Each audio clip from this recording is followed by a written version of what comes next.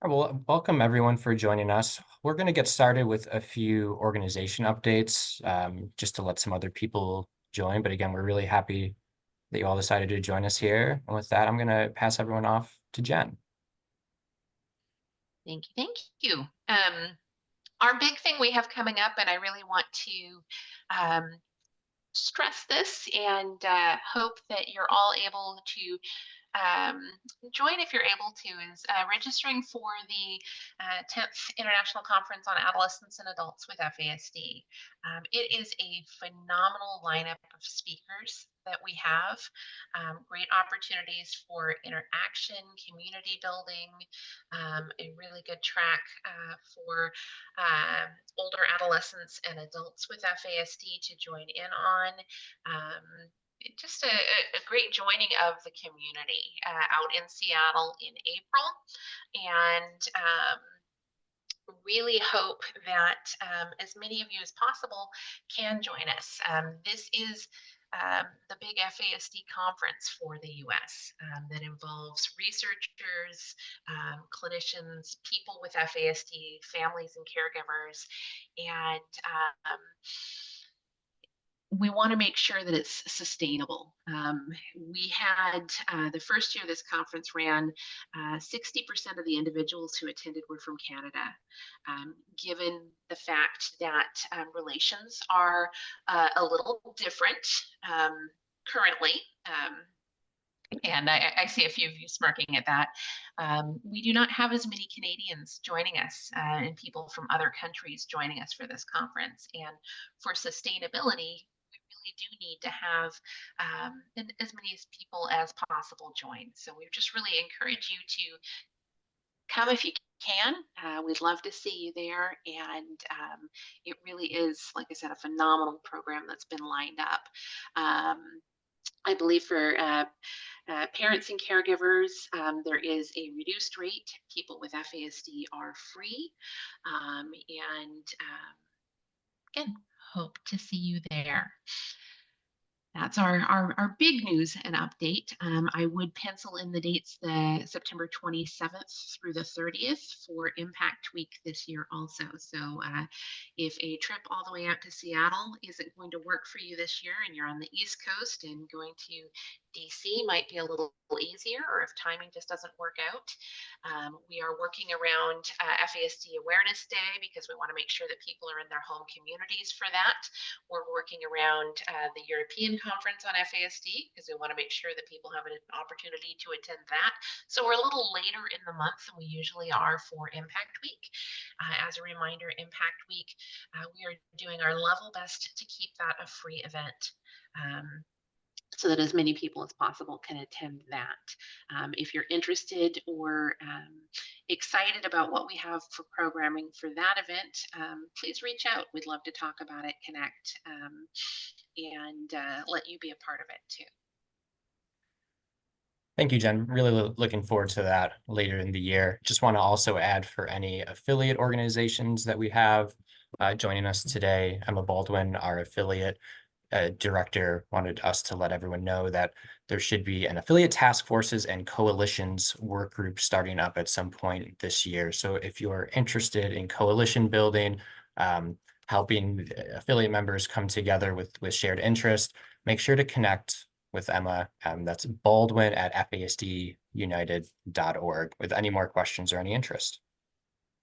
And just of note for that work group, you do not have to be an affiliate to join it. We're not trying to gatekeep that. So if you're interested in that, definitely reach out to Emma, and they've put their email in the chat. Thanks for that, Jen. No problem. And Jen, we can have you keep on going with the good old, what is the FASD Respect Act and what did it do? All right. And at its core, and Susan, please pipe in because you wrote it. So you kind of have the gist of what it's doing. It authorizes programs.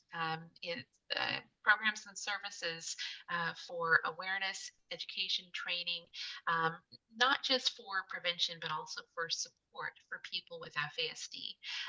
Looking at state and tribal capacity building. And we're going to talk a lot more about this later on, but just how the importance of states in this process. And then also to help create a national clearinghouse to support systems of care. So people aren't starting over and reinventing the wheel and wasting time, effort, and energy and putting things together that maybe are already there, right? So it's intended to provide authorization for that coordination. Um, and really looking at FASD through the lens of support and coordination. How can we do more together? It's looking at weaving a thread of FASD informed care throughout existing state infrastructure, and then looking at the lack of awareness and gaps in support, and trying to figure out where we can put FASD informed care into that. So that's the intent with the act, really, is to build up and connect.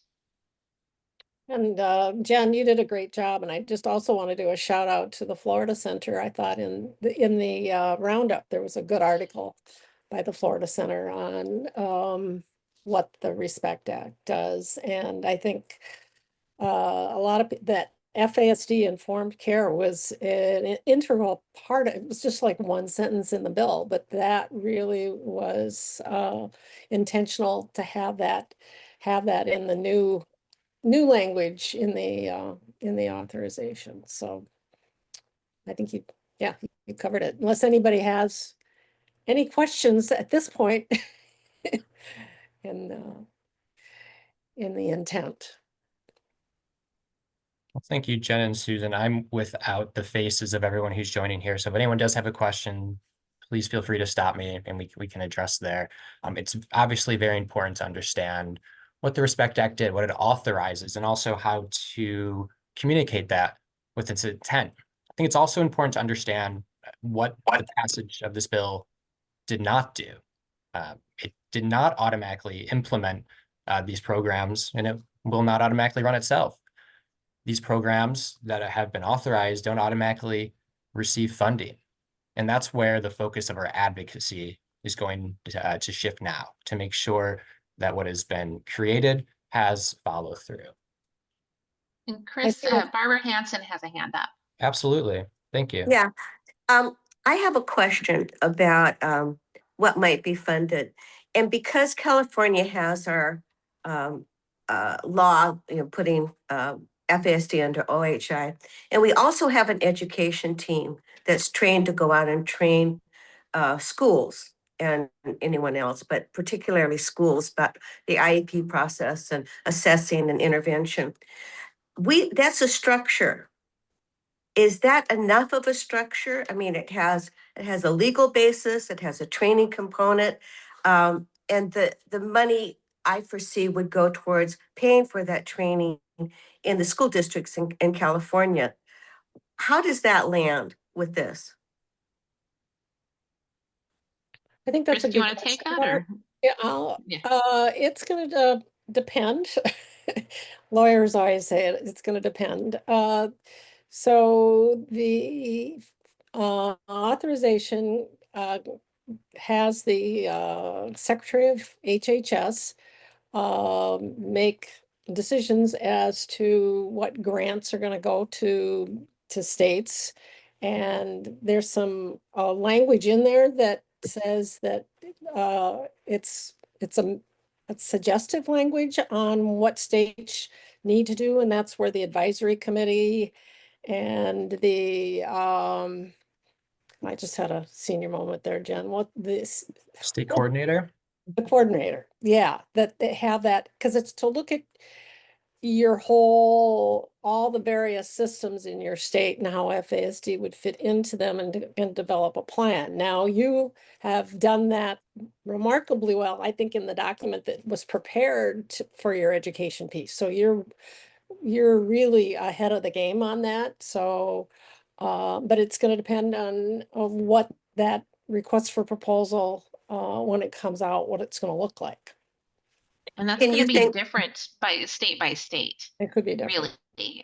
Yeah, it could be different state by state, because if the funding is going to the states and the states are delivering the NOFOs, that's going to be very different than if it's a federal NOFO. And at this point, we don't have control over, that's something that the federal government will do. Our advocacy can help influence that both on a federal and a state level. But at this point, there's no, tick, tick, tick these boxes and yes, you're good to go. We're too early in that game. That we still have some advocacy work to do on that as a community. do you think that that's a solid place to start though? Because there's a structure. I mean, it has to, it seems like we have some very critical things in place. Oh, I think absolutely. it's a very solid place to start. Yeah. I think it's you're working in the right direction. The trick is going to be to continue working in that direction together and making sure that the advocacy is happening at a state level and continuing at the federal level so that it's influencing those decisions that are being made down the road. And you'll help us with that, of course. That is quite literally our job. Okay, great. Okay, I'm excited about us looking into that further because it just seems like all the pieces are in place and they just need to glue them together. We have the structure. So anyway, thank you. All right. And it looked like Barbara Weibert has her hand up too, Chris. Oh, excellent. Yes. Yeah. My question is, does each state get a certain amount of money, or are states competing with each other for amount of money? At this point, we know how much money has been authorized. Now, whether that authorization turns into appropriations, that's what we have to be working on. And the idea is we want to do this so that nobody's competing with anybody for money. I think it is too soon to know, what that structure is going to look like. I think we're all very interested in the funding coming out, the NOFOs coming out, and all of that. And we still have some work to do before that can happen. And I know Chris is going to go over this a little bit more in depth in the next couple of slides. But we just, I think they're just finishing up the 2026 budget federally, and we're halfway through the 2026 fiscal year. Then they have to get started on 2027, which is likely where our advocacy work will be gaining a bit more traction. And a lot of the infrastructure around how the federal agencies that would be administering these funds still needs to be decided. And those agencies have had a lot of shifting and changing within them. So I think if you're waiting for a NOFO to come out, you probably have at least 6 months to a year and a half before you're going to see that, in all honesty, possibly longer. And we do have a lot more advocacy work to do to get it to that point. And I know that stinks. I know we all worked really hard to get this put through, and we're excited about it and everything. This doesn't happen on its own, right? It happens if we put the work in to do it. And by we, I mean the collective community. So Karen, I see your hand is up, and then if maybe we can move on to the next slide after Karen's question, because I know Chris is going to address a lot of this. Yeah, I think we're going to end up answering a lot of these, but I'd love to hear from Karen. Jen, when you responded to my inquiry earlier this week about the update, FASD update, you said that we should get more guidance on which HHS agency will be the lead on the Respect Act provisions. Is there more than one HHS agency? Federally? Quite a few of them. Quite a few of them. Yes. Okay. Yeah. And so the act directs, and Susan, correct me if I'm wrong on this, it directs HHS to administer this, but they administer this through an agency. And there are multiple agencies under HHS.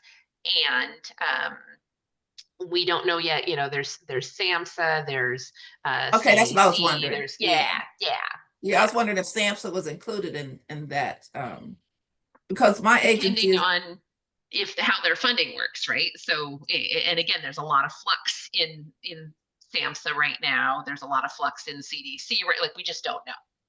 okay, so CDC and SAMHSA are all HHS Right. agencies. Okay. Yeah. And I didn't HRSA, understand that, so the thank you. current funding, FASD funding in HHS is CDC, the bulk of it, and then there's 1 million at HRSA. So if things stay the same, it could be that way. But as Jen says, because of all the flux and what's going on, we won't know. For 26, we'll know because that's not changing for 26, but for 27, it could be different.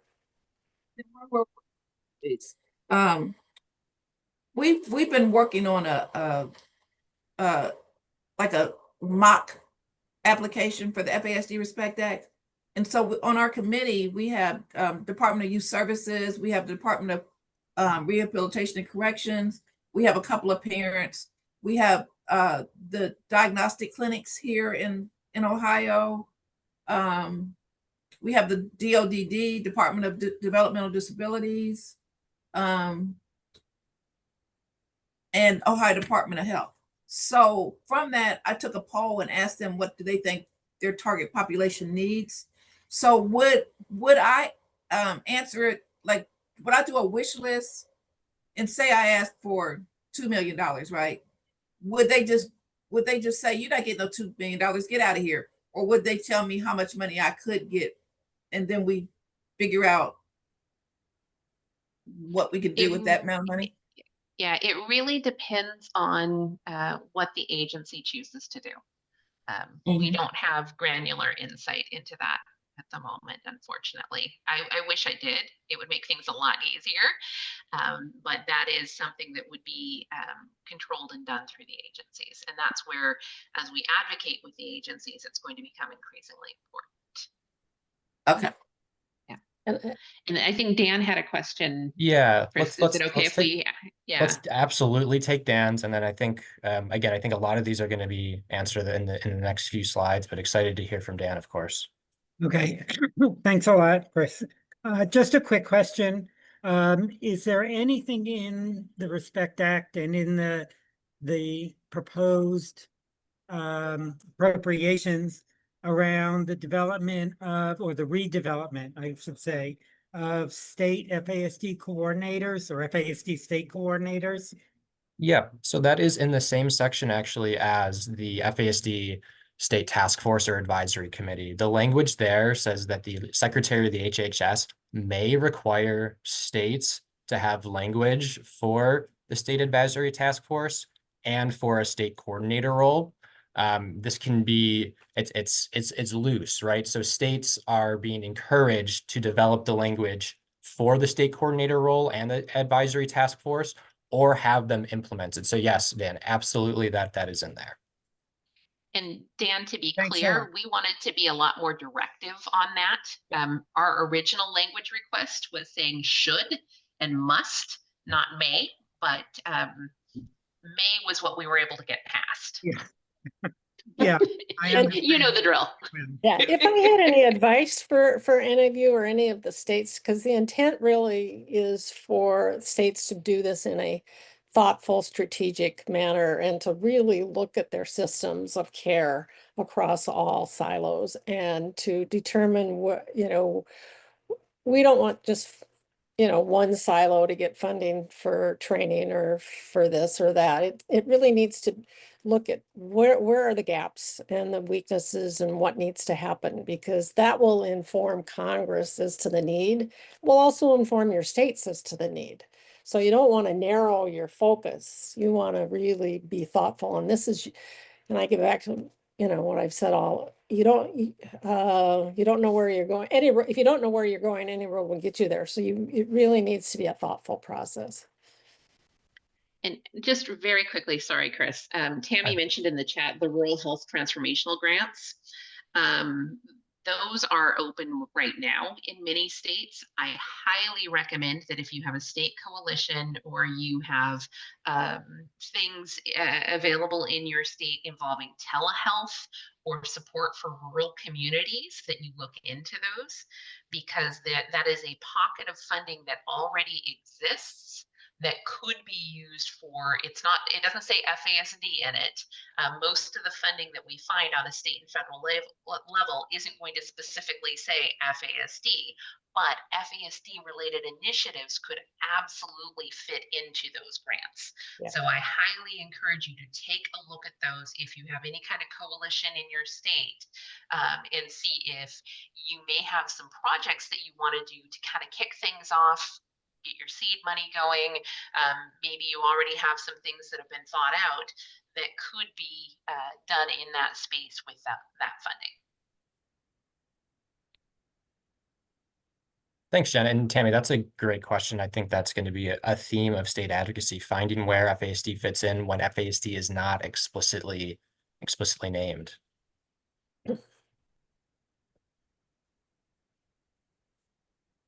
So usually we would talk about, the status of the FASD Respect Act. We no longer have a status of a bill to talk about. Rather, we're talking about the status of our advocacy, status of implementation, and right now the status of appropriations.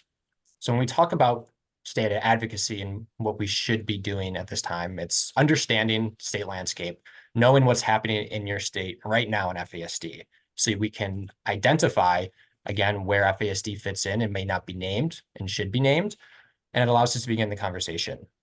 You're raising awareness within systems of not only FASD, but FASD-informed organizations. If you happen to be an affiliate or another organization working in the FASD space, it's important to position yourself as a trusted partner, someone that our state government can rely on, which ensures that anything that impacts the FASD community is influenced by the FASD community. And of course, we need to educate on what the Respect Act is, so states are prepared. Lots of talk about appropriations already, so why don't we just give a quick status on what's going on there. We already mentioned the FY26 consolidated appropriations have been passed, albeit extremely late. We know that funds for the FASD Respect Act still need to be appropriated. However, the passed bill does authorize $12.5 million per year. Again, authorization means that Congress had said these programs should exist, and they now technically do exist, but money needs to be appropriated. Money being authorized simply says this amount should be given. Now there needs to be follow-up to make sure that it is given.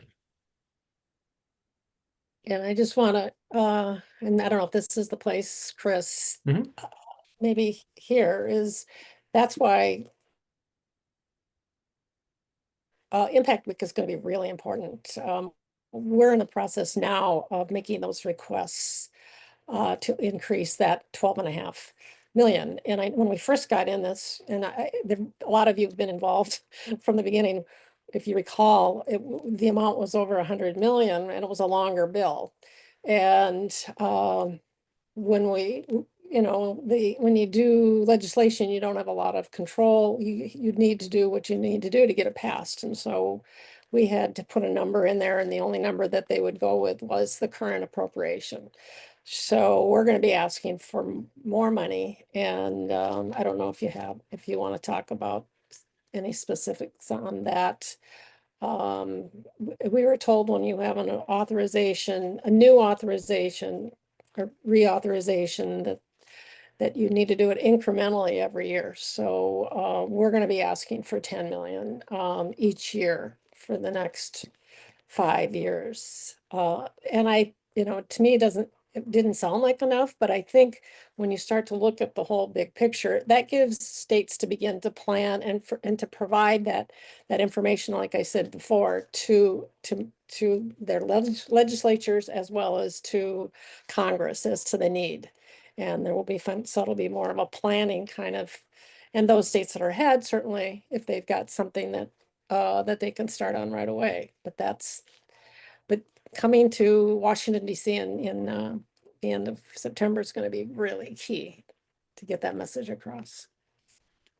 Yeah, I agree, Susan. Thanks for sharing the specifics there. We know what happened last year during Impact Week, when we had everyone up on the Hill.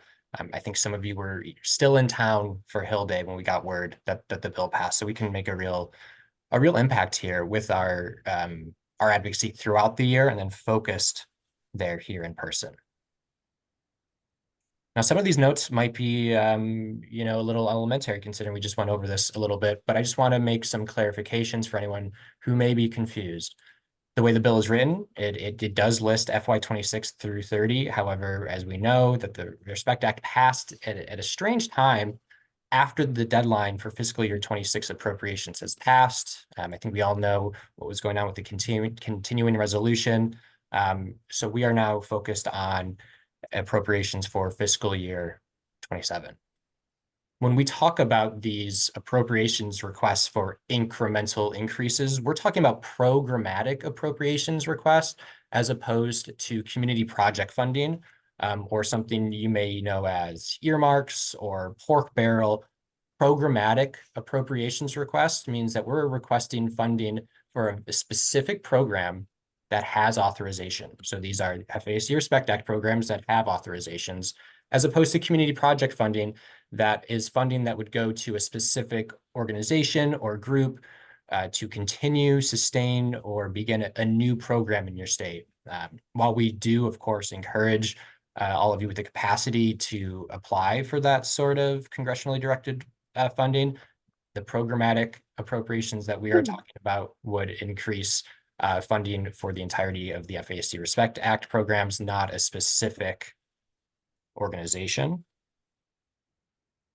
And then just a tiny bit of clarity on a timeline, because this is how the bill implementation generally works. However, we know it's not how it always works. We went over this a little bit already, but generally a bill will pass. Agencies like the HHS will interpret and offer guidance, and that guidance can come in the form of determining where these programs will be housed. So we already mentioned CDC, HRSA, SAMHSA. At the same time, Congress is working on appropriating that money.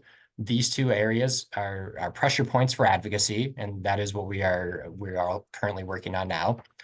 Once there's been guidance issued and funding has been appropriated, that is when the funding opportunities come out directly from the government. So it will be coming from the agencies or the departments where the programs will live, followed by states and tribes applying.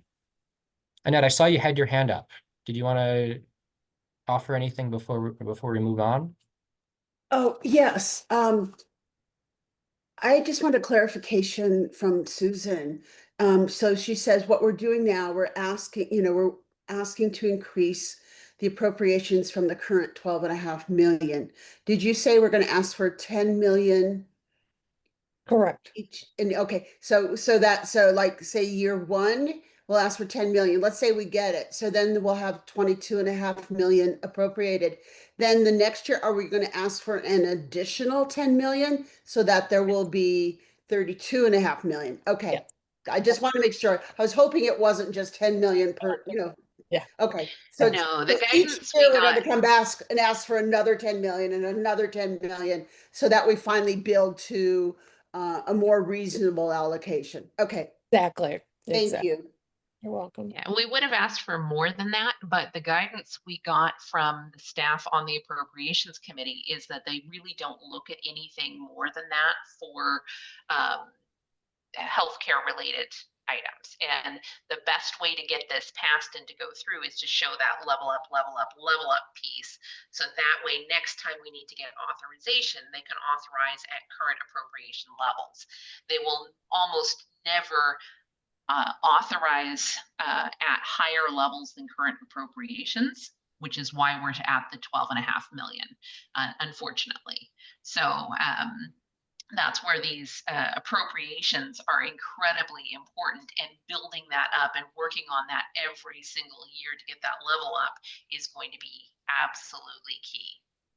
And Sid put a really great comment in the chat about how, as important as appropriations are, we do need to be looking at those programs that don't specifically say FASD necessarily, and looking at where we can get coverage for the things that we need to do and the things we want to do as a community through those other funding streams. So sometimes we look for things that specifically say FASD on them because those are ours, but we don't need to wait for that. We can also go out and get and take and find funding that should be covering FASD and isn't. So that's a really great reminder there, Sid. Thank you. Yeah, and to build on that, that's where the planning goes, and where you identify those in the planning stages, and then maybe there's, when you do the through the planning money, there's money that would be for training or developing materials or whatever it is that would make those programs FASC informed. So you get the bulk of the money through those silos, but there's got to be staff time or whatever to make those, or changing in policy, whatever it is that'll make those that funding FASD informed and friendly. Quick question. This is Karen. I'm going to be meeting with my leadership, and I want to make sure I understand something that I don't know if Jen or Susan said it, but did one of you say 6 months to a year and a half until the RFP could come out? Was that said? That's a guess, quite frankly. We genuinely, that is all based on what the federal government does and HHS does and the alignment that they make within the agencies. So for example, at the CDC, which currently holds the bulk of the FASD funding, they have stripped away and gotten rid of a bunch of staff in areas that works on projects like this. And they're supposed to be transferring them over to the AHA agency, not MAHA, but the AHA agency, which really hasn't been formed or structured yet, but is kind of transitioning over apparently. So again, with all of these systems being in flux, to give you a yes, it's going to happen at this point. Then fiscal year 27 is over. Well, we don't even have a bill. We don't even have a bill yet for 26. Do we still get that money for 26? So, but they've already passed the bill, and they're, those will be passed, obviously. And this one, because it's an election year, it could go, to the end of the year. We can't tell you, and that's why you have to come every month. Yeah, it's unfortunate, and I don't mean to give you vague answers, Karen. It's that getting the budgets passed, what Congress does with that has a direct impact on this. And if they're not passing the budgets,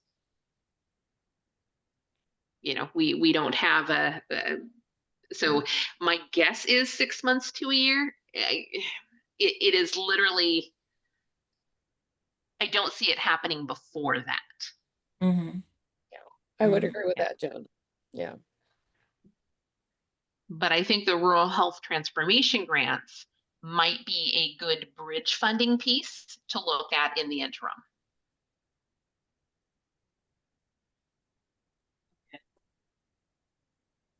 Well, thank you. I want to thank everyone for the conversation we've had at the beginning here, and I think this is a good time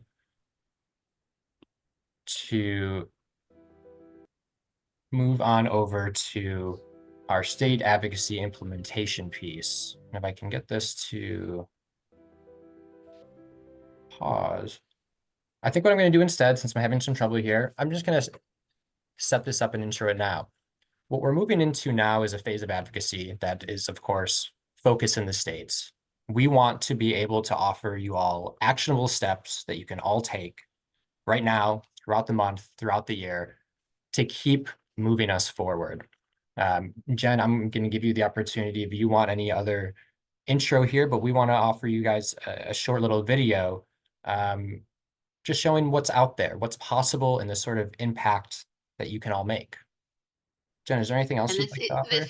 this is still a little bit of a draft. We've got some Yeah. refining to do, but we wanted to show you this because we wanted to kind of see it as a call to action in this shift between we've all been really focused on the federal, and now we're going to keep our pedal, keep the gas on the federal, but really shift to supporting how we do things in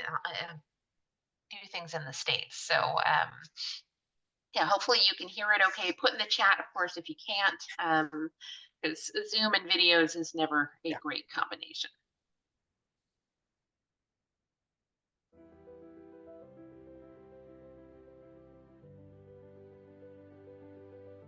I'm getting no volume, Chris. Can you turn yours up a little bit? I'll give it another try. Let me know.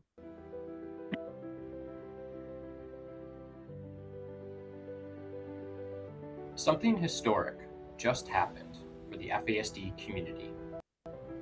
For the first time, the federal government clearly said, FASD matters. With the passage of the FASD Respect Act provisions and the Support Reauthorization Act, we now have federal recognition of FASD across health, education, justice, and social services. But here's the truth. Federal wins open the door. States decide how wide open it swings. That's where you come in. Here are simple ways to connect and make an impact. Call or email your state legislators and share your living experience. Ask for meetings with staff from health, education, child welfare, justice, and behavioral health agencies. Show up, virtually or in person, at hearings, listening sessions, or town halls. Join or start an FASD advocacy group in your state. Ask your state how they plan to use new federal opportunities for FASD. You do not need to be an expert. Your story is the expertise. This moment belongs to parents, to caregivers, and to people with FASD. Federal policy created this opening. State advocacy turns it into lasting support. Your voice matters. Your state is listening. And together, we can build systems that truly work for people with FASD.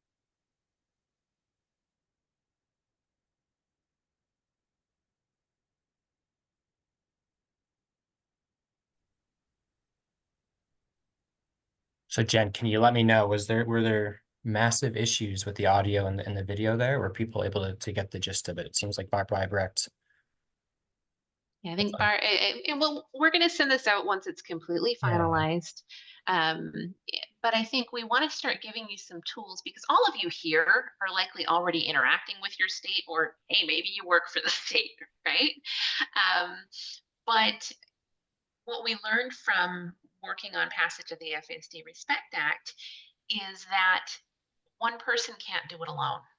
One organization, one agency can't do it alone. It takes a community to move these things forward, and it takes a community united in their voices. And yeah, you're going to have disagreements within your community. What community doesn't? But what tools can we give you, can we support you with to get that community active, to get them engaged? So, well, where that video may not have been something that you're like, yeah, I know already. You guys have been talking about this for months. Perhaps as something to share on social media or share with groups that you're meeting with, that can be something helpful to motivate others, right? We see you all as kind of the leaders of the community when it comes to policy, whether you feel like you're a leader or not. Congratulations, you're here, you're it. So I think that's the general idea with this. And really appreciate Chris for voiceovering that, and hope that you will find it useful as it rolls out further. And we've got additional materials to roll out with it that are coming. Yeah, thank you, Jen. And the idea here is that when taken as a whole, advocacy can feel overwhelming when we have all of these different things we can do. But we're trying to break it down into, again, clear, actionable steps. You can identify people, you can connect with people, you can make an ask, you can follow up, but you don't have to do it all alone. You don't have to do it all at once. This isn't about being a policy expert. It's about understanding where the influence happens, where decisions are made, and determining how you can influence those decisions, taking manageable steps along the way. The idea here is that by the end of today's session and future sessions throughout the year, you're going to be able to identify at least one concrete step each session that you can take in the next 30 days as we move forward.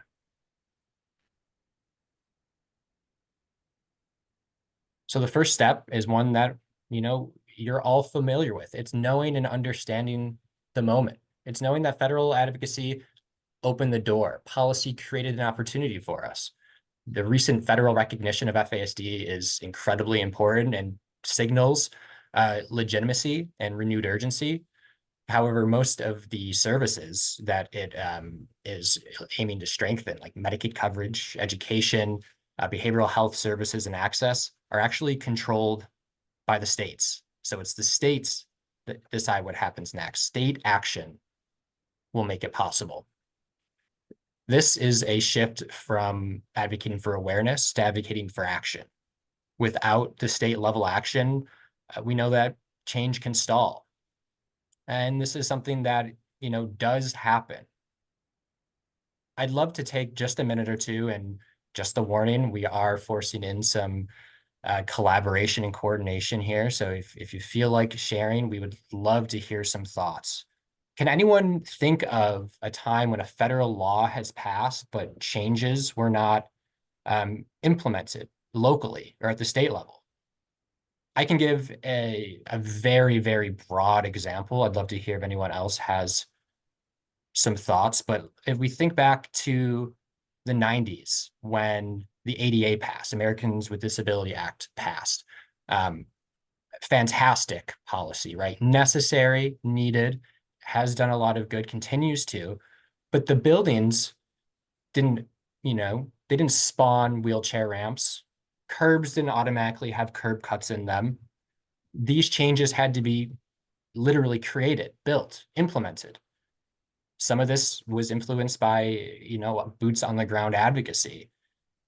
This change was more difficult for certain buildings or certain public spaces based on their capacity to change, the sort of funding that they had. I think we can directly apply this to the FASD Respect Act.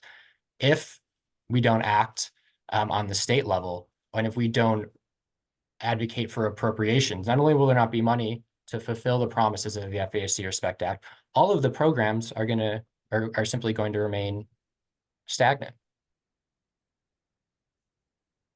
I'm not sure if anyone else has any other examples that they think are pertinent. Totally fine. If not, Jen and Susan, of course, at any times you can jump in. Lex, I'm so glad. There we go. CAPTA is the other example we had in here, but I'm so glad that Lex is jumping in here. They mentioned in the chat, we've definitely seen this challenge with CAPTA and plans of safe care. So states are mandated to implement CAPTA and to have plans of safe care in place for individuals, for infants that are prenatally exposed to substances. However, we know that that's not seen, in which Lex is saying here, the number of families that receive a plan of safe care in most states is incredibly low. Not stealing thunder, Lex, that's why we love to have you here. Sid, I know you're in here as well. This is something that you've mentioned as well. So thank you both. Thank you both for that. I think though too, that's another funding avenue in your state to Absolutely. look at. Look at plans of safe care, because the federal legislation talks about FASD specifically in plans of safe care. And so asking within your state. How are plans of safe care being implemented? How are you documenting the number of children under plans of safe care that that have an FASD or prenatal alcohol exposure? Is that being tracked? Is there funding connected to CAPTA that your group could gain access to? I know a couple of our affiliates are funded through CAPTA funding, through plans of safe care funding. That's a place to look for funding too within your state. So sorry, I know that's a bit of a segue, but anytime No, we can yeah. highlight pockets or areas that you can look at, we want to do that. I think that's really helpful. And I want to acknowledge Tammy's comment in the chat because you've brought it up twice with the matching. I want to go back to your original question, Tammy. This is jumping back a few slides. We have not been given any indication. We do not know one way or the other if states will be required to offer any sort of matching to receive federal funding. That's not something that's been indicated to us at all. Jen and Susan, you might have others, but it is good to note that what Tammy is saying in the chat, what prevents states from implementation oftentimes is the need for a state match to receive federal funding, and that is certainly a barrier. Part of understanding the moment, is understanding why states matter, why we're even doing this. Everything on the screen here has a state component. These are all state administered systems. They receive guidance from federal statutes, federal regulations, but they are often implemented on the state level and are hinge on state level decisions. Understanding this helps us shift where we focus our advocacy energy. As you can see, all of these systems are intertwined and should be coordinated. Again, all of these services are in the state. They're not built in Washington. We're talking Medicaid coverage, education, behavioral health systems. Again, these are all state administered systems that do benefit from federal guidance, but particularly local input and local advocacy. We can just take a moment and maybe we can think of which of these systems have you had challenges with? Have you been bounced around the same systems multiple times with referrals? And Jen, I'm taking a moment to just peruse the chat if you have any sort of challenges that you yourself have faced with any of these systems in your state. I can tell you that up until 2025, none of my 3 kids with FASD in Washington State qualified for disability services in Washington State because their IQ was too high. Because there was an IQ barrier for disability support in the state of Washington. And that was something where we had to go to the state and advocate and lobby for, I hate to use the word lobby, but we had to advocate for removal of the IQ cutoff so that people in Washington State, of all places, with FASD and a higher IQ could still get access to disability supports. And as we know, that's kind of a gatekeepy thing to getting more supports as you age too. So I think all of these things within states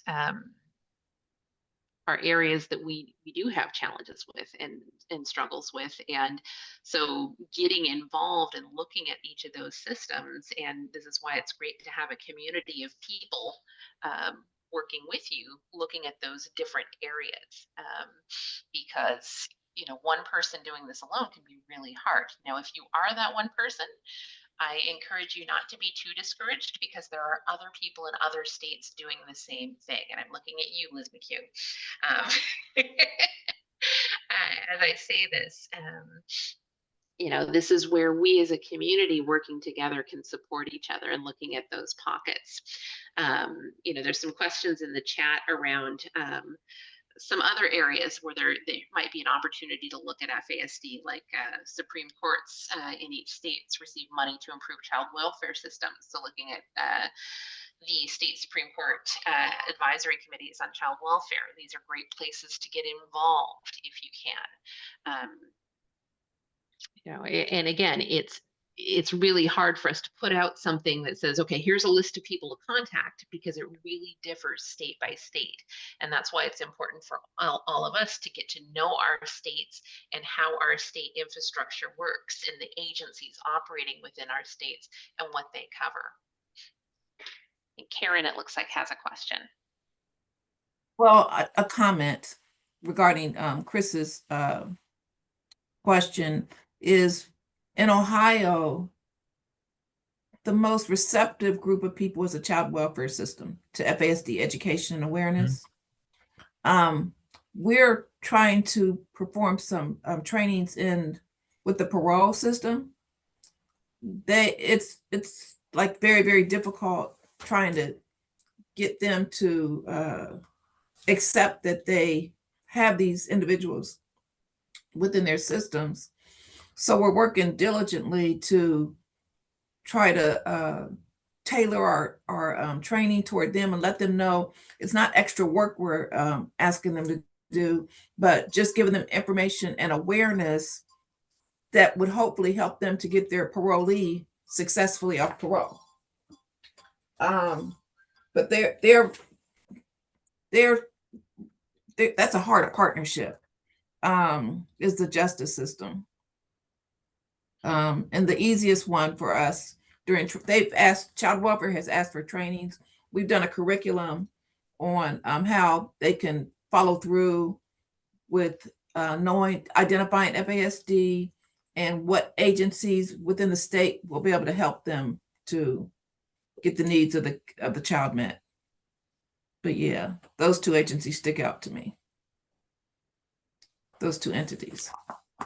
Thank you. I can let Jen and Susan jump in as well. I think it's great that child welfare has been receptive, and I'm sorry that the parole board has been less receptive. I think this is one of those things that can be communicated in the same way that we want to communicate alcohol use during our checkups. It should, I think, be universal, that avoids stigmatizing it, avoids placing it as like this is only something to be concerned with for people who are thinking about being pregnant, but rather we should have these trainings and this education for any system or any group that is coming into contact with FASD. Jen or Susan, did you have any input on Karen's comment there? I have heard, agreeing with you, Karen, that it can be challenging to approach the legal system because of what's in it for them. And I think this is where it's going to be important that we share, okay, Ohio is working with the judicial system. Who else? What other states are working with the judicial system? How can we get you guys together and get you talking so you can share what best practices, what is working on that. And so that's an area where we need to start documenting and keeping track of, okay, who's working with who on what, not to control it, but to facilitate these conversations so those best practices can be shared. And Chris, I have a hunch we're not going to make it through the full presentation today. Yeah. These have been such great questions, and I'm so glad everybody's asking them. Well, let me just offer a few ways that you can actually get started on this process that we've laid out here. One of the first steps, actionable steps, is identifying contacts. Every person here has a state representative or an assembly person and maybe a state senator. Although Susan let me know that if you're in Nebraska, it's unicameral, you got one. That's fine. Each of these legislators likely serves on a committee. When we're talking about FASD, relevant committees in your state, legislative committees might include health, human services and education, behavioral health, maybe even appropriations or budget committees. Those committees and in the legislators where policy language is shaped and funding decisions are made, these legislators are one part of the picture in your state. So while the policy is made in the legislator, implementation happens in the agencies at different departments. These relevant agencies might be departments of health and human services, education, or different Medicaid agencies. It's those agencies that are interpreting, offering guidance, and operationalizing, making the policy real. That's why we're advocating across the board in the state with your legislators and with key agencies. Before we move on, because we are making the shift into state advocacy away from federal advocacy, this is something we did it for years, and I'm tempted to have Jen start singing her song.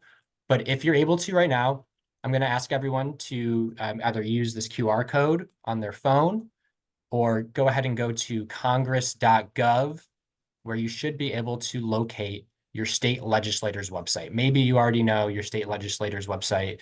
If you don't, again, this QR code is going to take you to a map on congress.gov. You can click on your state. Once you do that, it's going to bring you right to your state legislator website. There, you're going to be able to find your state representative, find your state senator. You can see all of the different state agencies listed out on most of these state websites. I mean, you should also be able to locate relevant committees. I'm going to pause for just a minute and take a look at the chat. But I do encourage everyone now, if you have not already, to take a look at your state legislator website and identify who your state representative, your state assembly member, your state senator is. Take that information down. And that's the first step you can take towards reaching out and making contact.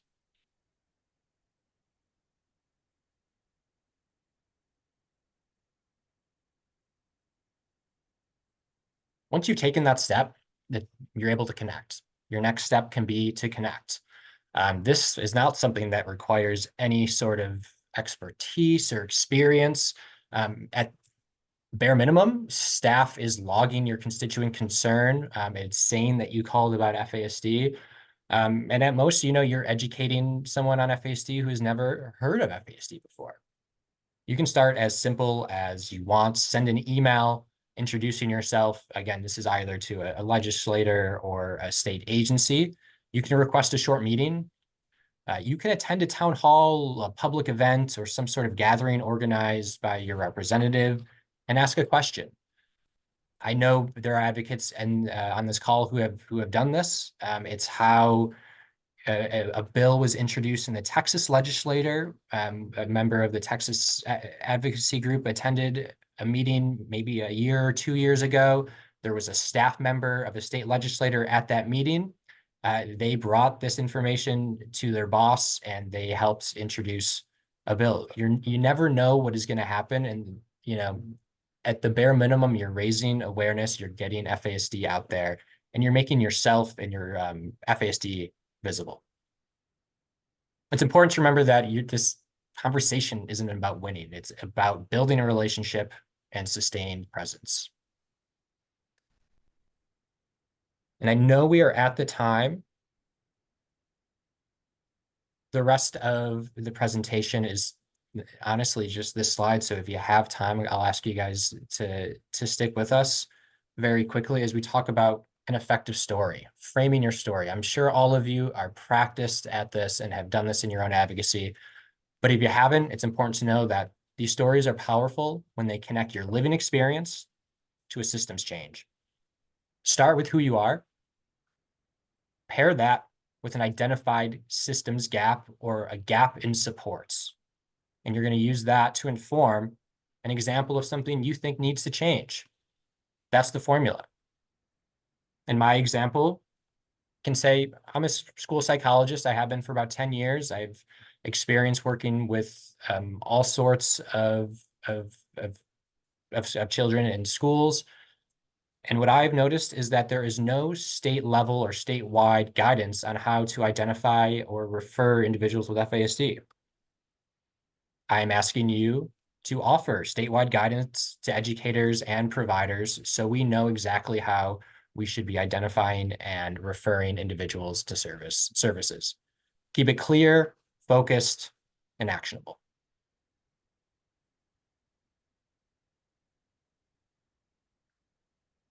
And now a challenge.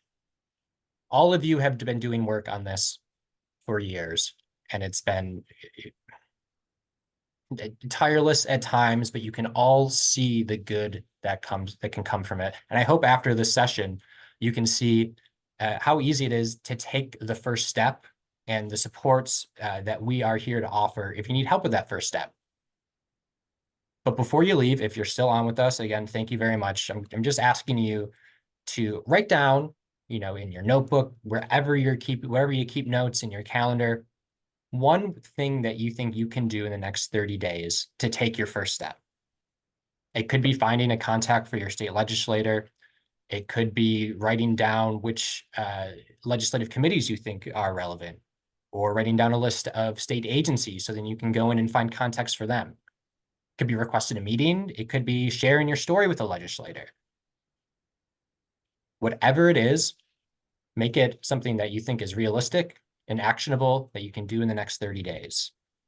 Again, advocacy right now is about sustained presence, positioning yourself as a trusted partner, so the FASD community always has a say in what impacts it.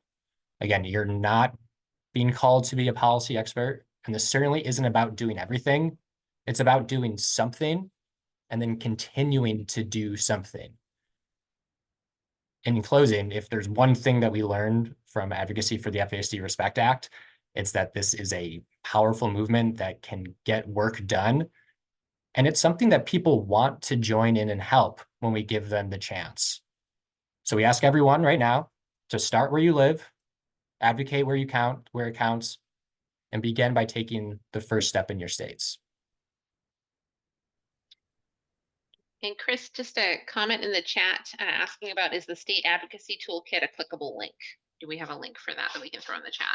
Yeah, one moment. Excellent. And I need to apologize. We have to use this Zoom account for another meeting that was to have started a couple of minutes ago. So definitely email us, call us if you have questions. Thank you for being here. Thank you for taking the extra time. And we appreciate it.